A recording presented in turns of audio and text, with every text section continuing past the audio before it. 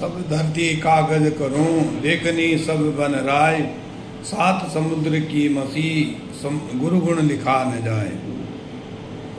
कबीरदास जी इस दोहे में गुरु की महिमा के बारे में कहते हैं कि गुरु का जो ऋण है वो हम उनका गुण सारी धरती को कागज बना करके, सारे पेड़ पौधों को लेखनी बना करके और सारे समुद्र की शाही बना भी दें, तब भी हम गुरु के गुण को, गुरु के ऋण से ऋण नहीं हो पाएंगे। माँ शारदे को नमस्कार। साहित्य सचेतना के सभी प्रेमियों, पाठकों, श्रोताओं, दर्शकों को साहित्य सचेतना की ओर से राय सिंह भंडारी द्वारा हार्दिक अभिनंदन। दोस्तों, जैसे मैं बार बार हम कह रहे हैं कि साहित्यिक सचेतना एक ऐसा पटल है जहाँ पे सनातन धर्म के प्रचार प्रसार हेतु रचनाकारों से नए विषयों पे नई जानकारी हेतु और पाठकों को प्रस्तुत करवाती है।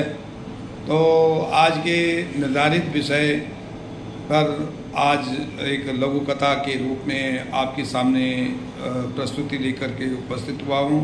आज का विषय है ऋषि ऋण। ऋषि ऋण, गुरु ऋण और विद्या ऋण, ये तीनों एक जैसे एक ही पर्यायवाची हैं। अब हम बात करते हैं कि ऋण क्या है। जब मनुष्य पृथ्वी पे जन्म लेता है तो उसे अप्रत्यक्ष रूप से ऋणों का भार वहन करना पड़ता है। जब माता पिता पुत्र को जन्म देते हैं, उसका पालन पोषण करते हैं, तो पितृ ऋण प्रारंभ हो जाता है। जब बालक थोड़ा विद्यारंभ के लिए जाता है और विद्या अध्ययन के बाद दीक्षांत तक वह गुरु ऋण, उसके पास गुरु ऋण का भार आ जाता है। और ये धरती, पृथ्वी, आकाश, वायु, सूर्य और चंद्र जितने भी हमारे पास रहने के लायक जल है, आकाश है, जितने भी हमारे लिए रहने लायक देवताओं ने इस धरती को बनाया, तो वो देवताओं के भी हम देव ऋणी हैं। इस प्रकार से हम तीन ऋणों से उबर नहीं पाते हैं और हमें मनुष्य के मृत्यु तक जो है इन तीनों का यथासंभव इन तीनों से ऋण होना चाहिए। तो ऋषि ऋण में या गुरु ऋण में गुरु के प्रति हमारी सम्मान, गुरु के प्रति हमारा, गुरु का आदेश हमारा ईश्वर का आदेश, और गुरु की आज्ञा का करना ही गुरु ऋण से ऋण होना होता है।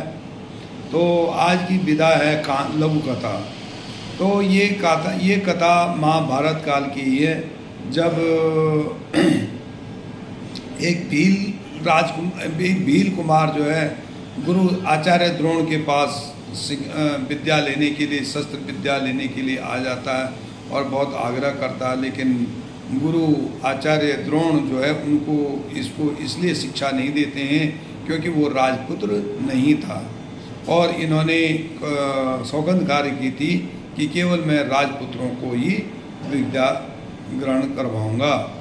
इस प्रकार से जब वो बालक एकलव्य नामक वो बालक जो है निराश होकर के वन में गया और उस आचार्य द्रोण की मूर्ति बनाई और उनके सामने ही वो युद्धाभ्यास और शस्त्राभ्यास करता रहा। अभ्यास करते करते एक दिन वो इतना पारंगत, इतना धनुर्धारी बन गया कि जब एक बार जो है द्रोण और अपने शिष्यों के, अर्जुन आदि शिष्यों के साथ वन में भ्रमण कर रहे थे, उनके साथ एक कुत्ता था। कुत्ता आगे आगे जा रहा था। जैसे उसने गुरु की प्रतिमा देखी, उसको अचरज हुआ, भौंकने लगा। तो एकलव्य के उसमें व्यवधान आने लगा, अभ्यास में व्यवधान आने लगा। तो उसने जैसे ही भौंक रहा था, कुत्ता मुंह खोल रहा था, उसी समय उसके बाणों से उसका सारा मुंह भर दिया। जब कुत्ता रोते रोते वापस आचार्य द्रोण के पास आए तो द्रोण ने उसकी हालत, कुत्ते की हालत देखी और उसको देखा तो उसको बड़ा अचरज हुआ कि आज धनुष अर्जुन के अलावा कोई ऐसा धनुर्धारी नहीं है जो कि इस प्रकार से धनुष चला सके। तो जब वो कुत्ता उनके एकलव्य के पास गया तो देखा कि वहाँ उनकी अपनी मूर्ति बनी हुई है और उनके सामने वो युद्धाभ्यास कर रहा। तो बालक के परिचय करने पे पता चला कि ये वही एकलव्य है जिसको उन्होंने मना कर दिया था। अब गुरु के मन में ये हो गया कि भाई अगर ये इतना युद्धाभ्यास इतना पारंगत ये बन जाएगा तो एक दिन अर्जुन से भी बड़ा धनुर्धारी बन जाएगा। तो उसने कहा भाई आप तो चूँकि तुम मेरी प्रतिमा के सामने युद्धाभ्यास कर रहे हैं इसलिए तुम्हें गुरु ऋण चुकाना पड़ेगा, गुरु ऋण से ऋण होना पड़ेगा। तो एकलव्य ने कहा गुरु आचार्य आप आदेश दें, आपको क्या क्या समर्पित करूं। तो उन्होंने कहा मुझे ज़्यादा कुछ नहीं चाहिए, बस एक हाथ का अंगूठा चाहिए जिससे कि मैं तुम्हारा गुरु से ऋण हो जाए तुम। तो एकलव्य ने सहर्ष स्वीकार किया और उसी समय हाथ का अंगूठा काट करके और एक गुरु आचार्य द्रोण के हाथ में पकड़ा दिया। इस प्रकार से ये एकलव्य बालक जो है गुरु ऋण से ऋण हो गया। तो सचमुच है कि गुरु के ऋण से ऋण होना बहुत मुश्किल है, क्योंकि माँ बाप तो जन्म दे देते हैं लेकिन इसको संसार में दिखाया, संसार के ज्ञान को जो दिखाता वो गुरु ही है। धन्यवाद। राय सिंह भंडारी, गुड़गांव।